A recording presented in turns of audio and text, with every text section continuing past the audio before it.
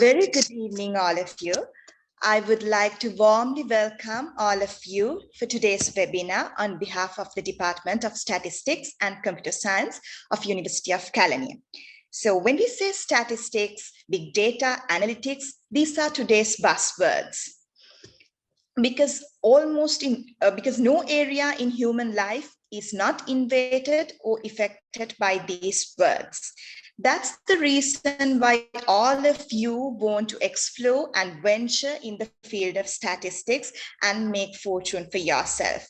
So today we are having the introductory session on Master of Science in Statistics. So let me tell you some more details about this program.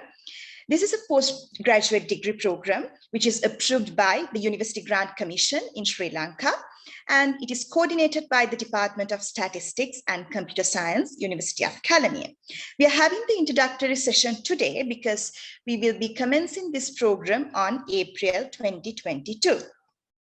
So today we have industry experts, academic students in our discussion. To start our discussion today, I would like to point out my first question to Ms. Hashani Kumarasinghe.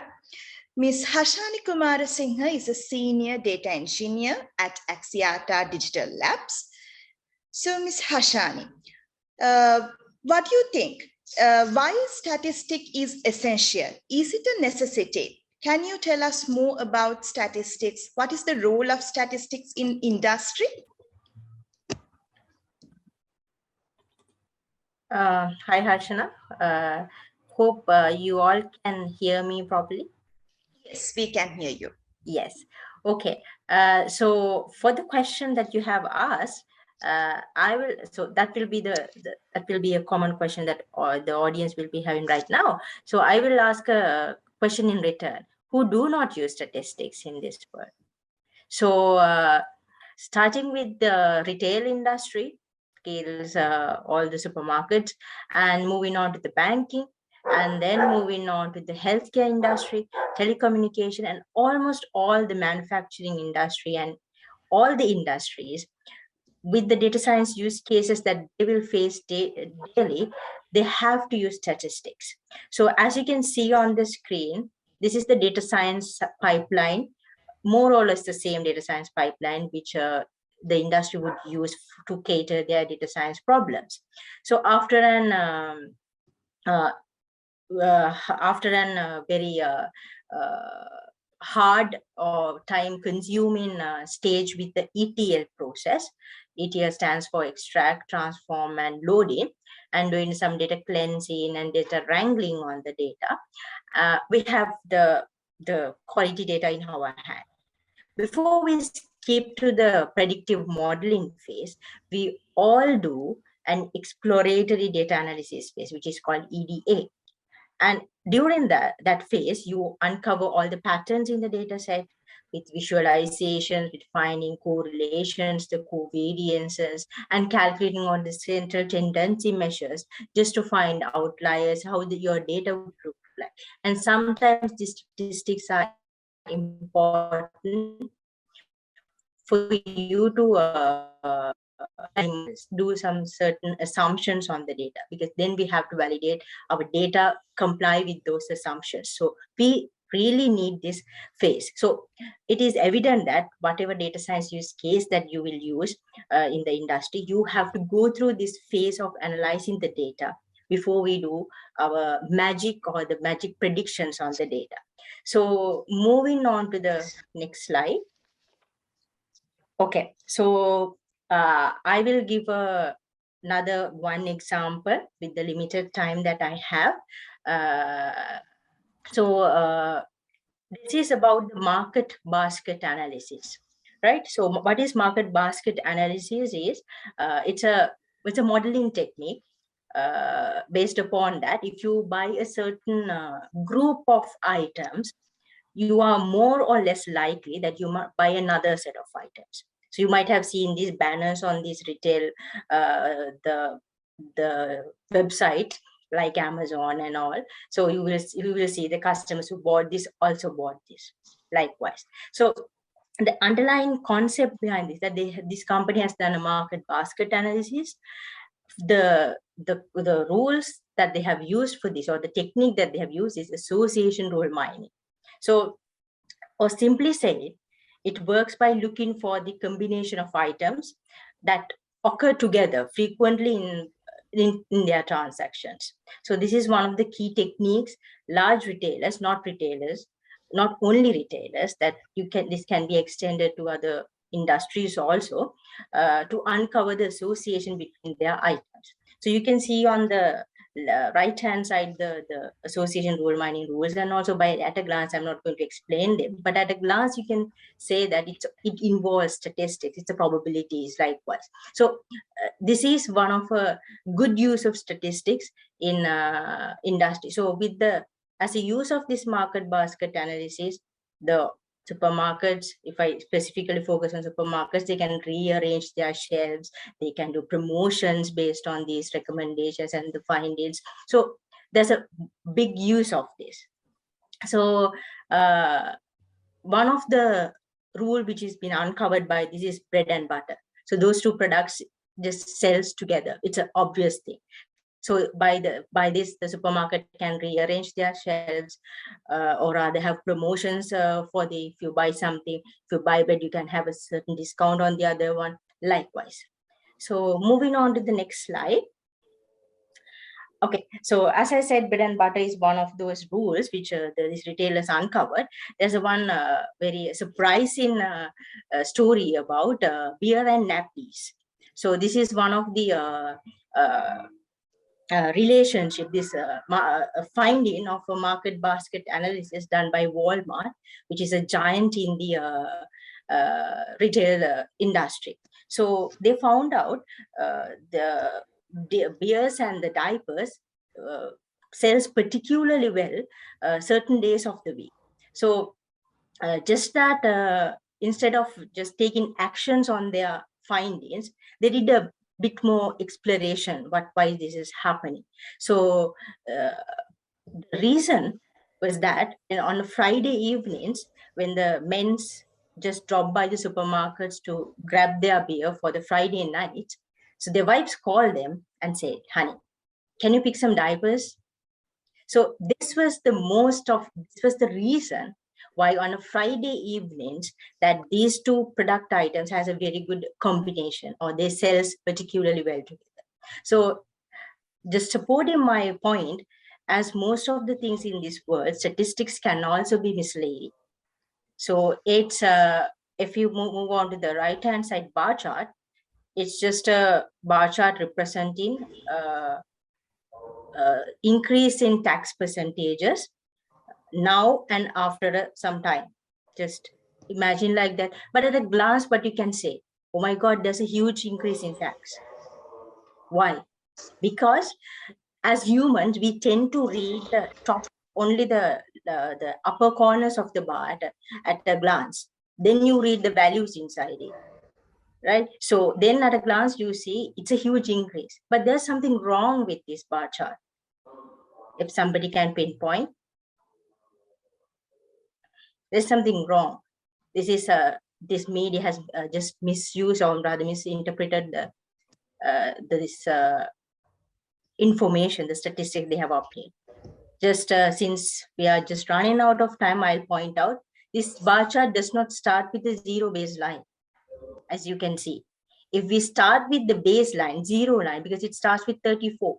If we start with 0 and we just draw the two bars, we will really see 34 and 39 is not a huge difference.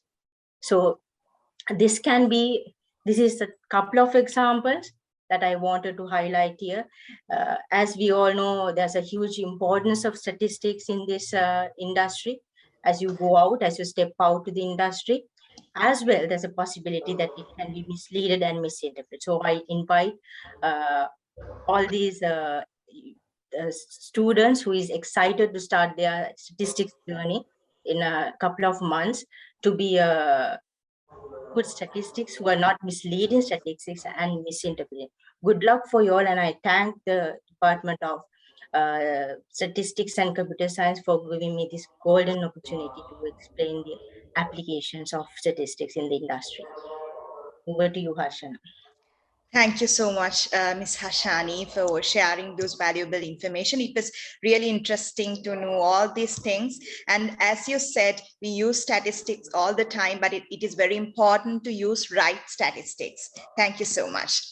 So as I mentioned, we use statistics all the time and in almost all the areas. So when it comes to health research, it is one of the major areas that we use statistics.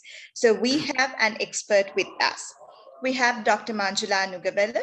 She is a postgraduate researcher and epidemiologist at University College London in United Kingdom.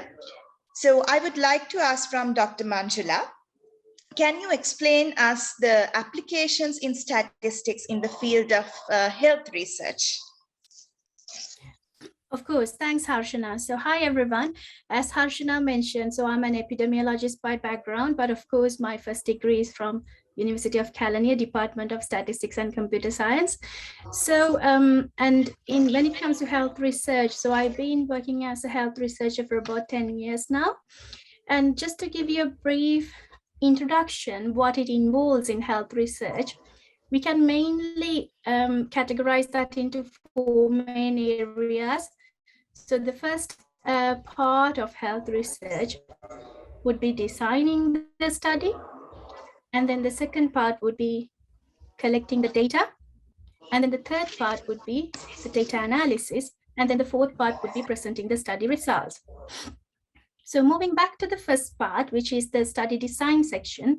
So again, the scientists and health researchers would always require expertise from a statistician in their team, because when we are designing a study, we need to make sure that it has the right level of power or the sample size that it can be conducted into the ideal level. And then the estimators that we are deriving from that study would be quite closer to the actual or the true value. And then moving on to the second phase, which is about the data. So sometimes we collect data, or sometimes we would use an existing data set. So again, when it comes to collecting data or using an existing data set, several statistical techniques are being used. So we would require expertise of statisticians when it comes to data cleaning or data management, and statistical software, such as it could be Stata, R, or SPSS. A different set of, it could be like, I'm just giving you some examples, but of course, there'll be many different statistical softwares are being used. And then moving on to the third phase, which is the data analysis. So here on this slide, I've only given an example, which is statistical modeling to identify associations between exposure and outcome. So for example, it could be smoking and lung cancer, or if I'm taking an example from current days, it could be COVID and your age. So when it comes to older age, whether people are more likely to have COVID or to die from it. So then you can look at an association between the age and then the outcome of having COVID. And then also you can develop predictive models or diagnostic models.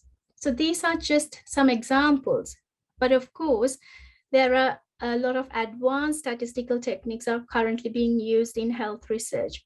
So that's where having a master's in statistics would be ideal if you're planning to join health research in the future. And then finally, so once you have conducted a study, the final expectation would be to write different journal articles, or it could be to present your result in a conference. It could be national level, or it could be an international conference. So when you're reporting your results, that's very important, as we heard in our previous presentation, to present them in an accurate way. So making sure that people are understanding the results, but again, you have to interpret them statistically and then in the correct way. So that's where, again, having a master's in statistics would be ideal when it comes to health research, and if you're planning to progress your career in health research. So I think that's all from me, Harshana, and I would like to hand over back to you. Thank you so much, Dr. Manjula, for sharing those valuable information with us. And when we talk about statistics, so we cannot forget the Department of Census and Statistics, especially in Sri Lanka. So to talk about the system of official statistics and the role of the Department of Census and Statistics in Sri Lanka, we have Ms. W.A. Chandani Vijay Bandaru. She's the Director of Statistics. She's the Director of Statistics, Population Census and Demography Division in the Department of Census and Statistics. Over to you. Thank you, Harshana. Hope you can hear me. Yes, we can hear. Can you see the... We can see your slides as well. Okay. Right. Thank you very much and giving me this opportunity. As the Department of Census and Statistics, I'm representing the National Statistics Office in Sri Lanka. So actually here, in this few minutes, I am going to explain what is official statistics and the role of Department of Census and Statistics when providing statistics, right? When any person can collect information, data, they can collect data, analyze, and publish. But what is official statistics? Actually, official statistics is very important. Mainly, official statistics are published by the government agencies and other public bodies. These statistics can be qualitative and quantitative, and mainly the information is on citizens and such as economics and social development, living conditions, health, education. And Department of Census and Statistics is responsible for giving national level statistics for the country, especially for Sri Lanka. And these statistics, especially, they should be accessible and they should be produced in continuum basis. Like we can, for example, we collect data for censuses, population censuses. You know, once in every 10 years, we collect census data that we count total population of the country. And official statistics is very important since any person, any researcher or the government policymakers, if they need to see the country situation of the country in various aspects, they need official statistics. Here on my side, you can see some part of our website. What are the official statistics that are available? But this is only like 2 slides, 2 pages from our web.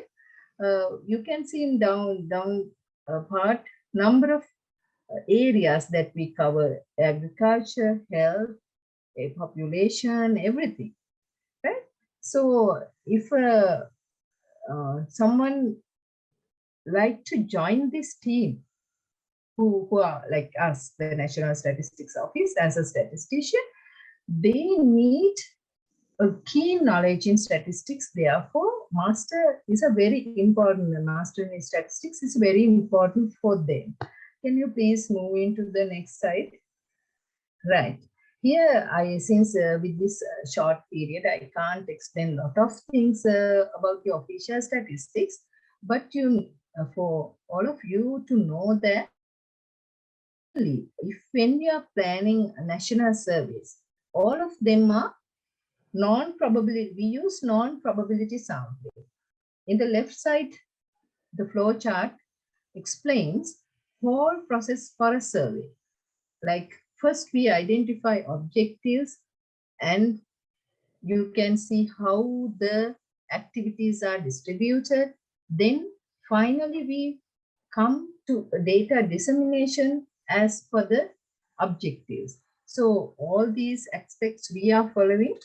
A person who is engaged in these activities in the Department of Census and Statistics, they should have very good knowledge in statistics and also like as a previous presenter said, the methods, analytical methods, data research, statistical packages, and all these knowledges are very important to work in our department.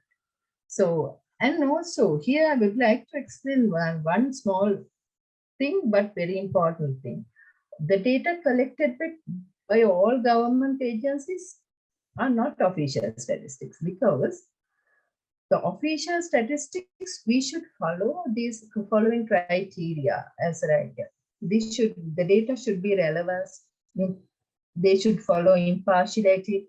Dissemination should be in like every person should know what we are going to disseminate, and independence of the data, transparency, confidentiality, and we should follow international standards. The data collected in the Department of Census and Statistics, we always follow international standards. That means we always need literature review. When we are planning a survey, planning a census, we always do literature review. Like as you all know, when we do research in a university, we follow all these criteria, having research objectives, identify, we do literature review, and all these research methods we should apply. So I think to join our kind of national statistics office and to work in you can go any country. If you have experience in National Statistics Office as a statistician, you have a lot of chances. So I think it is very important to have statistics masters for our job, because it is actually, if I say, it is one of the efficiency bar examination, efficiency bar qualification for the statistician. So, and thank you for the University of Kelaniya for giving me this opportunity to explain, and I congratulate all those who are willing to join this statistics master program. Thank you very much, Harshini. Thank you, Ms. Chandani, for sharing all those information with us. And to talk more about the applications of statistics in the industry, we have Mr. Nandana Gunaratne. He's a statistician of Agriculture Sector Modernization Project. Mr. Nandana, I would like to ask you, what is the role of statistics when it comes to business industry? Yes, thank you, Ms. Harshana. It is a very good question.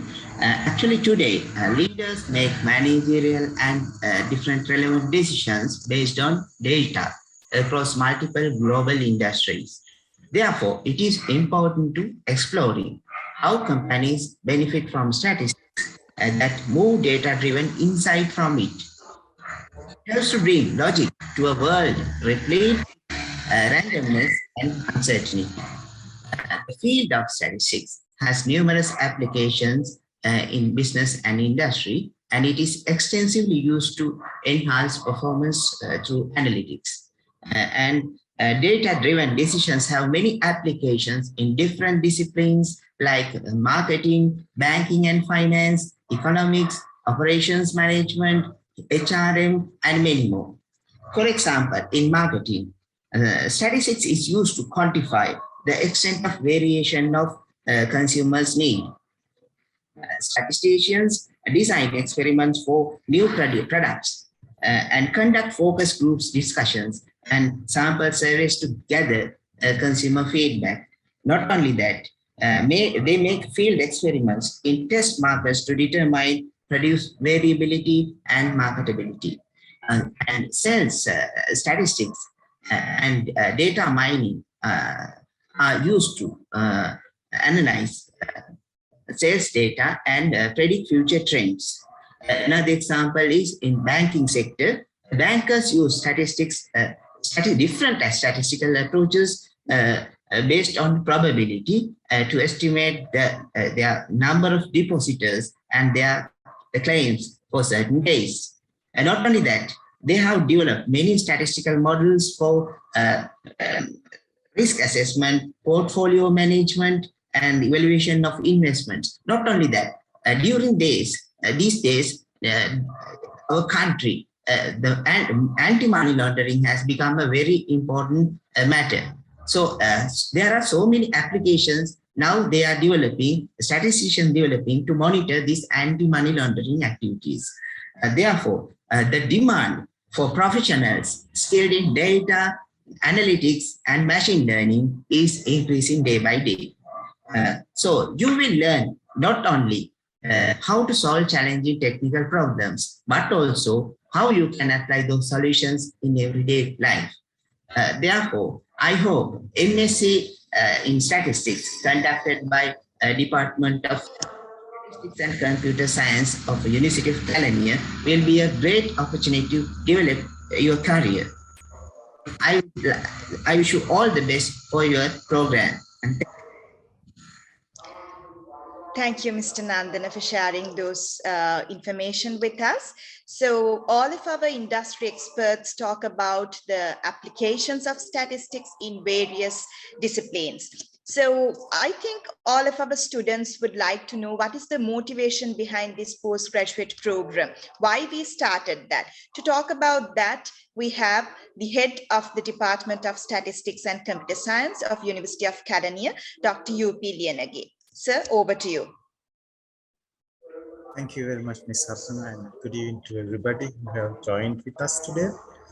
Yeah, in fact, well, most of you may have been recently graduated, or you might be already working in industry, in environment. Well, it doesn't matter where you are from. We know that at least up to our previous experience, when you think about the statistics, then it's something that often come to your mind is the theory and some of the methods, the models, like the models like the prediction models and methods like ANOVA, ready-made methods that you can use directly to your application, and some of the packages that you have learned during your whatever the undergraduate studies or any other studies. And they're just a combination of different aspects of tools and techniques. And probably you had learned these things in a classroom environment with examples that may have come from the textbooks. So they are actually covering the ability of those tools in a very confined way, because textbooks example, they are actually deliberately designed to convey and to make you understand those theory, not to make them in a practice. So there is a disadvantage of undergraduate or maybe some limited areas of other education branches. Nevertheless, if you think about the industrial requirement from this industry, then I do not want to further motivate, because our resource persons, they have motivated enough. In this particular case, actually, the requirements are complex and diverse. As we already had mentioned, then the theory that requirements basically, they could be rather diverse, and maybe might not have still somehow sort of got experience. So this is the idea of or motivation for us to design a Master of Statistics program in our department to fill the gap. So in a way, if you're familiar with the theory, and then if you want to advance it so that you can apply in more complex industry or even the academic, so that you can further your knowledge, this degree is aiming that particular aspect as well. And then of course, well, theory has never been built without any motivation from application. Like for example, any theory, even the mathematics, it's motivated from physics and applied science, and then basically all these theory and whatever the expansion of them, they have to be motivated from somewhere else. Otherwise, we wouldn't bring something, we wouldn't develop something without any use of it. So that's a natural thing.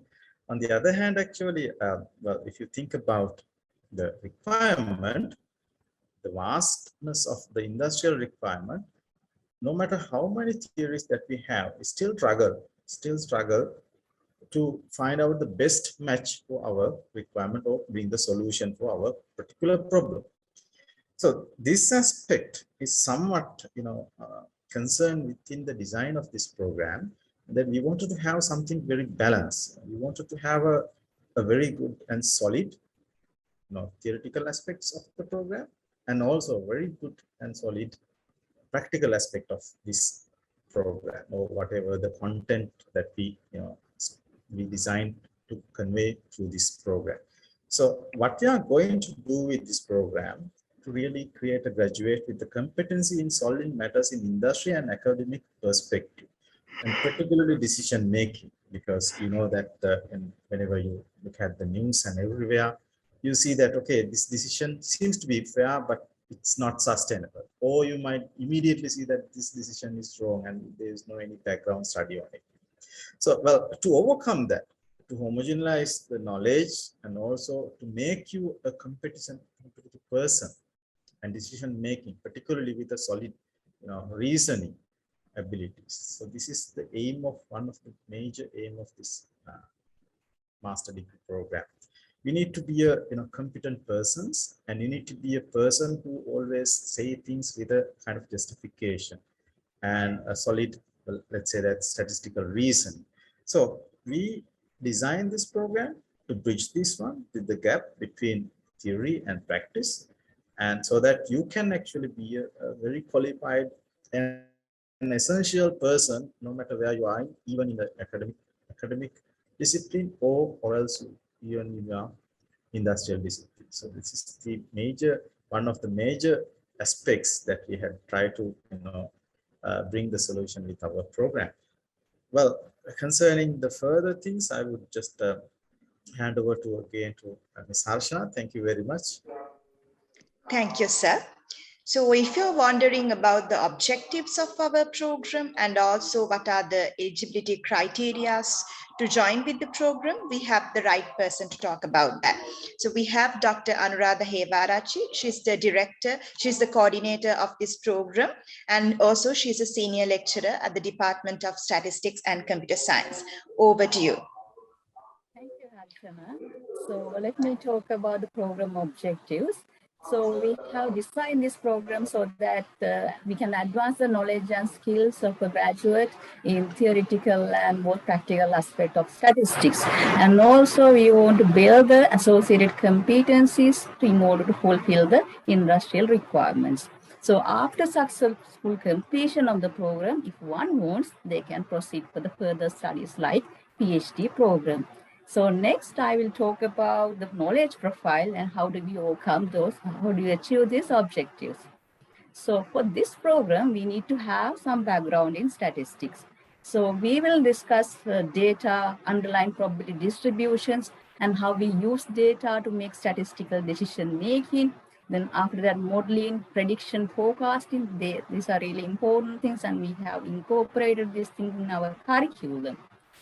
And we know that we are living in data-driven era, so it's essential to know how to work with high-dimensional data, which leads to big data analytics.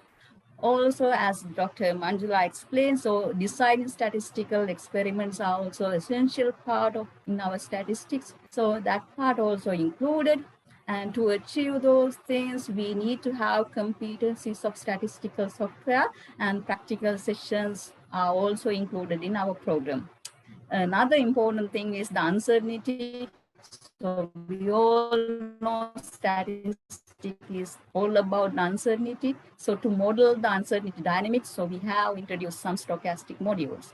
And one thing is the research and development, and Dr. Vasana, maybe she will explain those things later. And so our plan is to prepare graduates to work in a professional environment. So therefore, we have included some professional ethics in this program. So next, I will talk about the qualification for this program. So the minimum qualifications for this program is the bachelor's degree with statistics. So if someone has an honors degree in statistics, they are also qualified.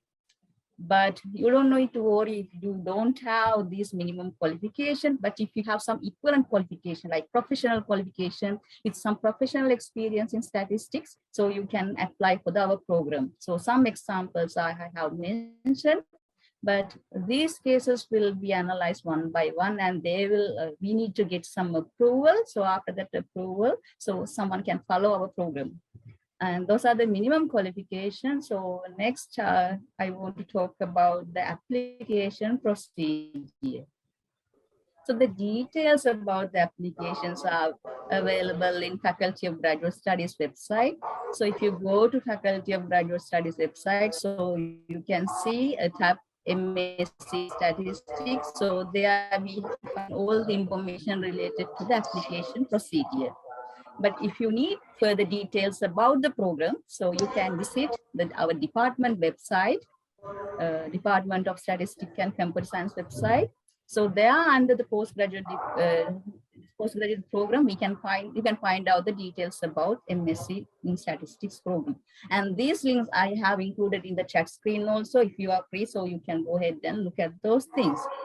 So applications are called upon until 20th of February.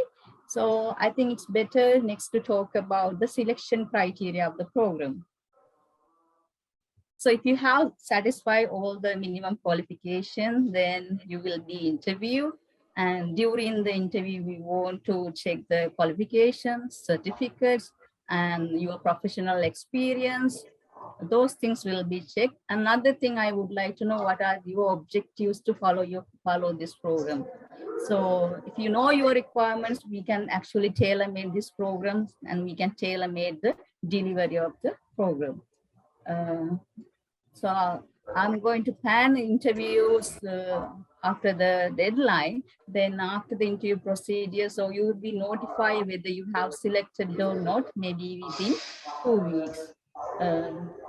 Miss Harshana, so over to you, Harshana. If there are anything, then we can actually discuss within Q&A session. Yes, thank you, Dr. Anuradha. And now we are ready to talk about the delivery of the program. We have Dr. Vasana Chandrasekara. She is one of the senior academics of our department. Over to you. Thank you, Harshana. Let me explain of the MSc in Statistics program introduced by our department. So as usual, we will be having lectures for each and every course module. And also there is practical lessons included in each and every semester to cover up the practical knowledge in all the course module in that particular semester. And we have encouraged digital-based learning as well as the learner-centered teaching methods were included into the MSc program, where you all will be experienced with some team projects, case studies, discussions, and some other things that you can work together in order to achieve some objectives. So there are so many interesting ways that we are planning to deliver the program during the 2 years. And if I explain something relating to the assessment criteria, there will be continuous assessments as well as end of semester or the final assessments. So the continuous assessment will be taken place during the whole semester. For each and every course module, the continuous assessments will be there. So you will be engaged with some tutorials, some practical assignments, some group projects, case studies, and etc. under the continuous assessments. And also at the end of the semester, there will be a final examination for each and every course module.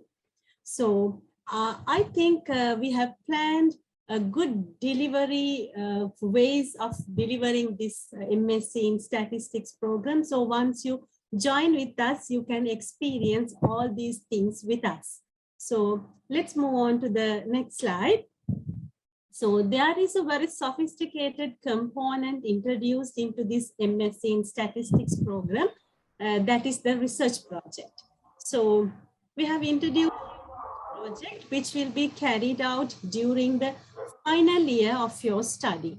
So based on your requirements and based on your desires, you can either an industry-based project or an academic project. So you have to submit a proposal project and it will be evaluated by the panel of academics. Once you get the approval for your proposal, you can conduct project during your last year under the supervision of senior academics of the faculty. So this research project will be evaluated during the year throughout the progress. And at the end of the year, you have to submit a thesis and face the defense of your research. So if you do a very good research project, you have the chance to publish your work. Maybe you can present your work in conferences, maybe in national or international conferences, as Dr. Manjula mentioned. And also you will get a chance to publish your work in reputed index journals. So it will add more color to your career in the future. So I think I'll have a small understanding on of the program, the assessment criteria, and project embedded in this MSc in Statistics program. So let's meet and do these things together. Thank you very much. Thank you so much, Dr. Vasana. And now we have Dr. Bashita Kavinga. He's also another senior academic of the Department of Statistics and Computer Science. Dr. Bashita, can you explain us the time frame and the schedule of this program? Yes, Archana. So here's the tentative time schedule for our master's degree program. And we are planning to commence our academic work on 2nd of April. And we will conduct the lectures on Saturdays and Sundays. Saturdays we'll start at 3 p.m. so that people who are working can join the lectures with less interruptions. And on Sundays, we'll start at 8 a.m. and go till 9 p.m. And after starting the academic work, we will have a 1-week break for the New Year holiday. And then we will resume our work and finish the academic work for the first semester on 10th of July. And then there will be a 1-week break for all of the students to get ready for the final exams. And the exams will carry throughout the last 3 weeks. And after 1 week's holiday, we will start the second semester. And we are planning to do the academic work till November 27th. And again, there will be a 1-week break for the students to get ready for the exams. And the exams will go on for another 3 weeks. And we will try to keep this fixed as much as possible these days, because we know that we need to,